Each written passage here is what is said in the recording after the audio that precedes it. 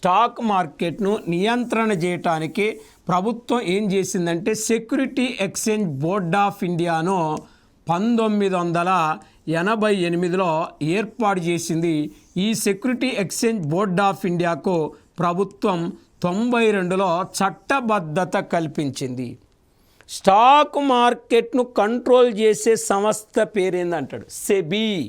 SEBI full form security exchange board of India. ఈ security exchange board of ఇండియాను ఎప్పుడు launch చేసిరంటాడు? 1988లో. దీనికి ఎప్పుడు చట్టబద్ధత కల్పించారంటాడు? 92లో. మరి సెబీ ఎక్కడ ఉంది అంటే, security exchange board of India ఎక్కడుందంటే న్యూఢిల్లీలో ఉంది.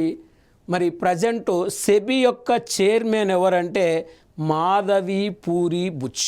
సెబీ యొక్క చైర్మన్గా మనం చెప్తున్నామండి. మరి ఇక్కడ స్టాక్ మార్కెట్లో జరిగే మోసపూరిత విధానాలను అరికట్టడమే సెబీ యొక్క ఆశయము. షేర్ బ్రోకర్ల యొక్క కార్యకలాపాలను నియంత్రించడమే సెబీ యొక్క ఆశయము.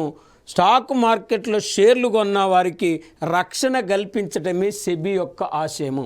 మరి ఆ ఉద్దేశంతో సెక్యూరిటీ ఎక్స్చేంజ్ బోర్డ్ ఆఫ్ ఇండియాను లాంచ్ చేయటం జరిగింది మన కేంద్ర ప్రభుత్వం.